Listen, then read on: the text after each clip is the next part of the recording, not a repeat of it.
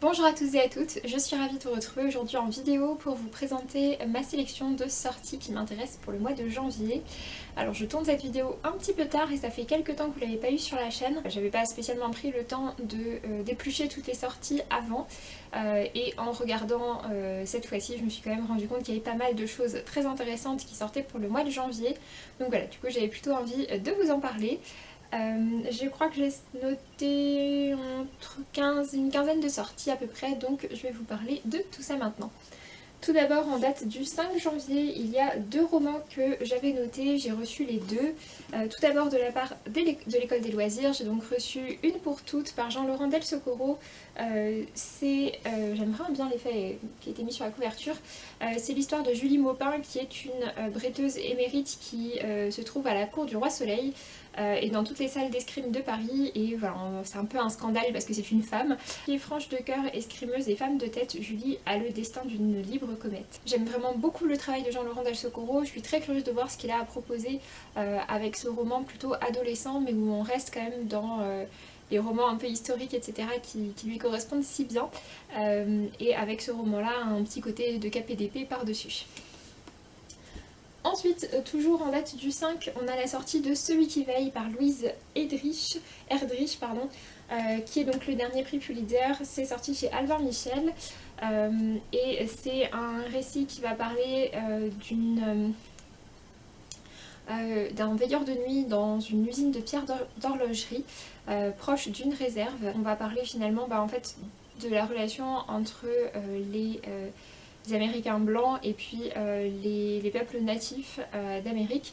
Ça se passe en 1950 et voilà, du coup ça va parler notamment de tout ça. Je suis assez curieuse de voir ce que ça va donner. J'en sais pas forcément plus, c'est le sujet qui m'a intriguée. C'est ce qui m'a fait le demander à Albin Michel, donc voilà, j'espère que ça me plaira.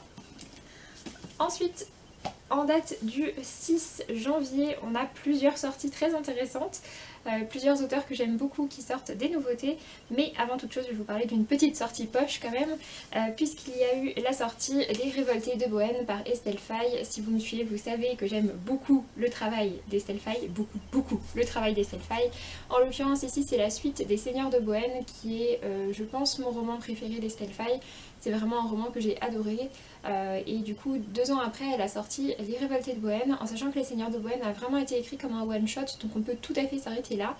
Et elle a écrit ensuite ce roman là qui se passe, je sais plus si c'est 10, je crois que c'est 10 ou 15 ans, peut-être même 20, je sais plus, années plus tard. Donc on retrouve une partie des personnages, ceux qui ne sont pas morts, et puis pas mal d'autres à nouveau dans ce monde de Bohême, en sachant que dans Les Seigneurs de Bohême on a vraiment en fait la fin d'une époque qui va se dérouler. Donc là on a plus comment ça se passe ensuite, de voir que voilà, tous les plans qui étaient prévus, c'est pas forcément simple pour les mettre en place et finalement c'est toujours la galère.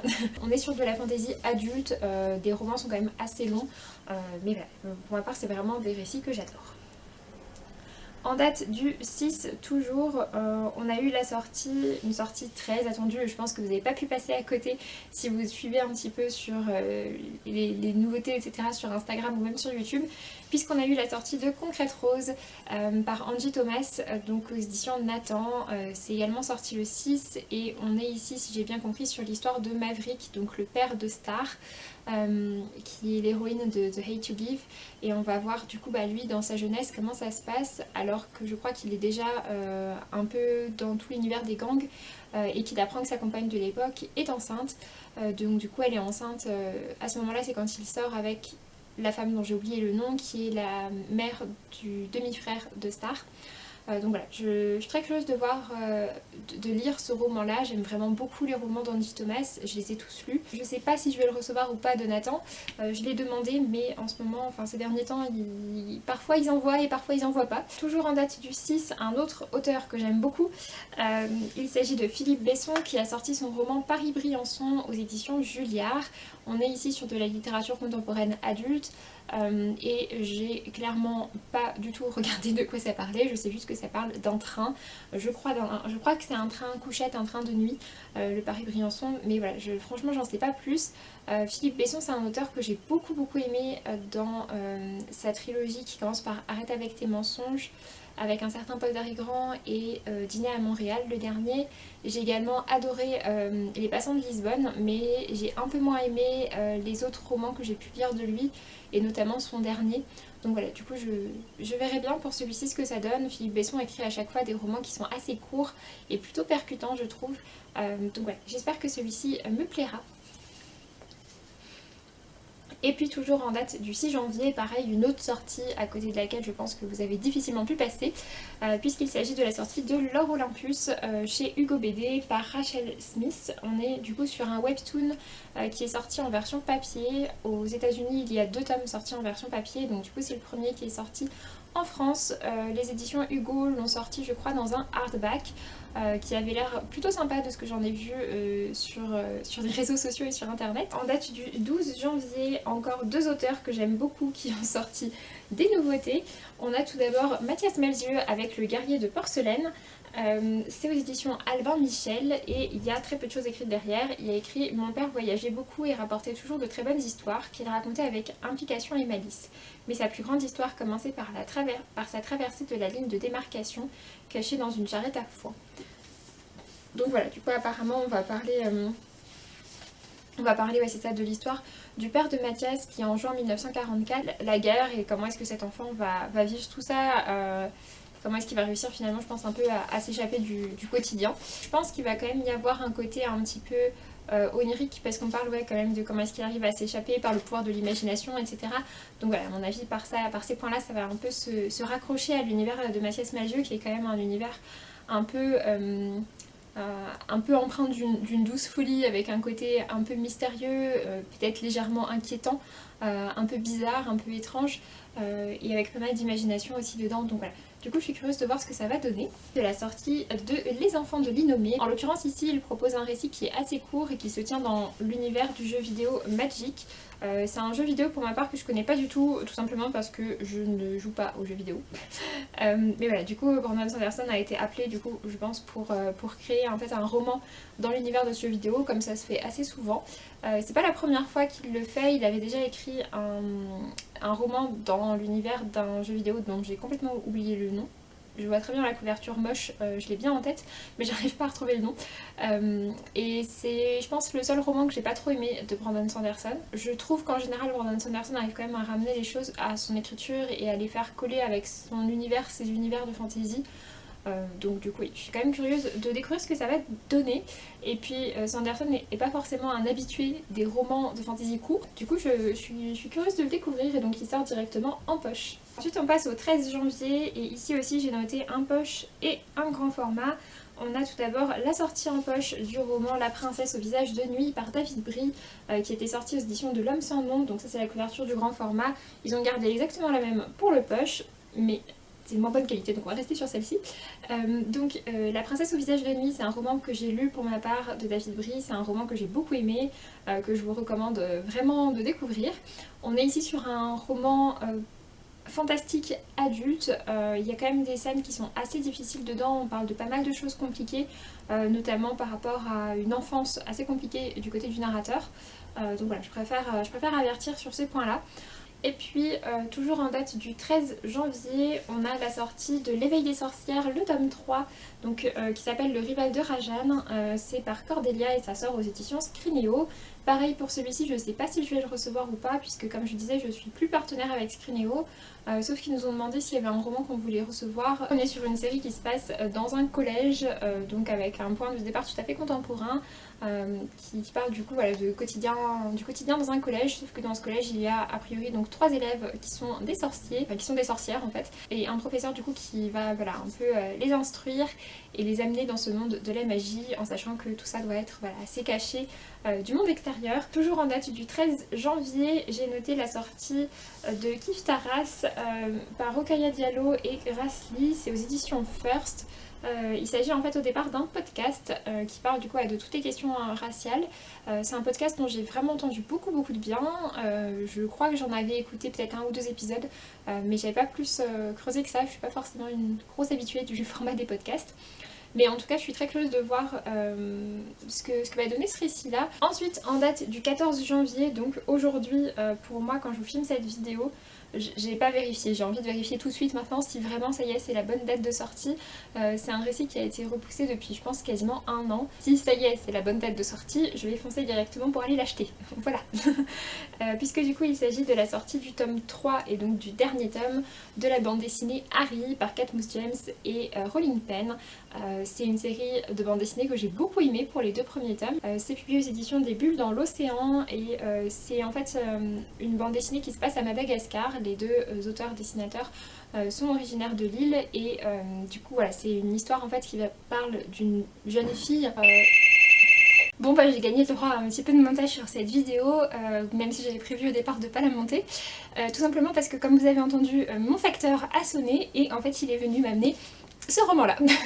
Donc voilà, du coup je vous disais que si je le recevais pas j'irais me l'acheter, mais du coup je suis très contente de l'avoir reçu puisque donc du coup il s'agit comme vous le voyez de Concrète Rose et voilà à quoi il ressemble. Donc voilà, c'était la meilleure interruption de vidéo, pour une fois je suis très contente d'avoir été interrompue. À travers l'histoire d'une jeune fille qui s'appelle donc Harry, elle se lance un petit peu dans une quête par rapport à l'écologie etc. Et il y a beaucoup de messages autour de la préservation de la nature. Et en même temps elle se lance également dans une quête sur ses origines. C'est un récit dont j'ai beaucoup apprécié les 2 premiers tomes en bande dessinée. Je trouve que le trait de dessin est vraiment super joli, que l'histoire est très mignonne et du coup j'ai hâte de découvrir le 3e tome. Donc j'espère que cette fois-ci c'est vraiment la bonne date de sortie, je croise vraiment les doigts. En date du 19 janvier, pareil une sortie qui a pas mal fait parler d'elle. Il s'agit de la sortie de Loveless par Alice Oseman aux éditions Hachette. Loveless du coup c'est l'histoire je crois de Tori, donc de la grande sœur de Charlie si je dis pas de bêtises, dans Heartstopper, la série graphique de Alice Oseman. Pour ma part Heartstopper j'ai lu que les 2 premiers tomes pour l'instant, mais c'est une série que j'aime vraiment beaucoup, j'ai très envie de lire la suite. Et donc ici Loveless c'est un des romans d'Alice Oseman puisqu'elle écrit également beaucoup de romans. Je suis très contente qu'ils aient gardé la charte graphique de ces romans en anglais que je trouve vraiment super jolie avec toutes ces couvertures de couleurs unies et les dessins très simples. En tout cas pour Loveless on est sur l'histoire d'une jeune fille qui est aromantique et ou asexuelle en tout cas, mais je sais plus si elle est aromantique ou pas. Mais voilà, en tout cas on parle de ça et ça avait l'air vraiment hyper intéressant. Les premiers retours que j'ai vus dessus sont très bons pour ceux qui sont en train de le lire en français, et puis les retours en anglais étaient vraiment excellents aussi quand il était sorti. J'espère que les éditions Hachette continueront également de traduire les autres romans d'Alice Oseman. Bah qu'est-ce qu'il fait là? Je sais pas. Bref, au cours du mois de janvier à une date indéterminée sort Les Sorcières, une histoire de femme par Céline Duchenet. C'est un roman, enfin en fait c'est un essai qui était déjà sorti en grand format chez Michel Lafon avec vraiment une mise en page très chouette et pas mal d'illustrations à l'intérieur. Et donc ça sort en poche et c'est un récit qui me faisait, enfin c'est un titre qui me faisait vraiment envie, mais il n'était pas forcément facile à trouver et je crois qu'en plus il était assez cher. Du coup je suis vraiment curieuse de pouvoir le découvrir en version poche. 21 janvier on a la sortie de Anne de Windy Willows par Lucie Maud Montgomery qui continue à sortir cette série dans leurs éditions en hardback absolument superbe.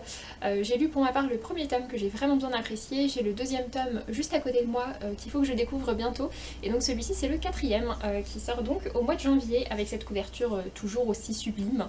Ces éditions sont vraiment superbes, même le papier à l'intérieur, c'est pas un papier standard, enfin vraiment c'est des très très chouettes objets livres qui sont je trouve vraiment pas très chers par rapport à la qualité. On a une autre sortie qui me fait extrêmement envie puisqu'il s'agit de la sortie de La fille de la mer par Moulinox Ostertag. Ça sort aux éditions Kinaï, donc c'est à nouveau un roman graphique.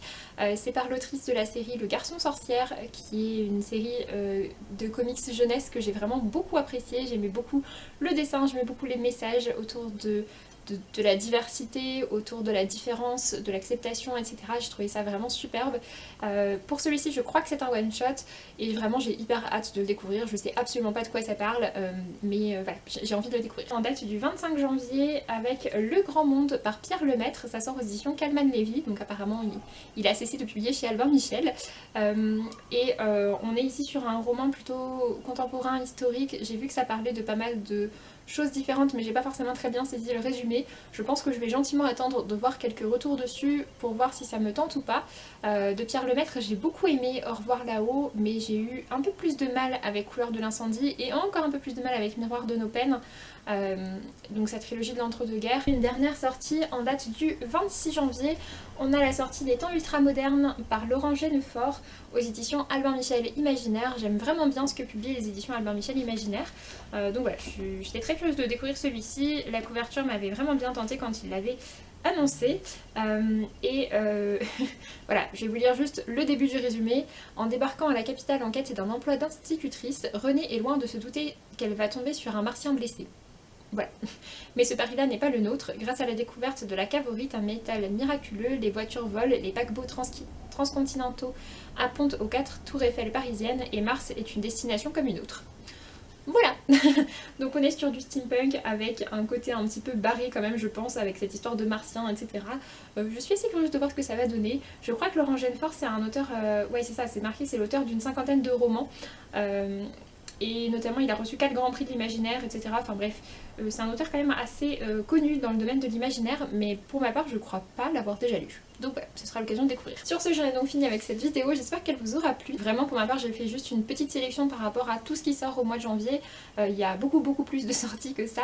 Mais voilà, j'ai fait une petite sélection de ce qui moi m'intéressait le plus. Et alors clairement, voilà, tout ce que je vous ai présenté ce sont des romans qui m'intéressent ou que j'ai déjà lu et apprécié pour les sorties poche. Et je pense qu'il y en a quand même quelques-uns pour lesquels je craquerai. Sur ce, j'ai donc fini avec cette vidéo. Je vous laisse et je vous dis à très bientôt. Salut!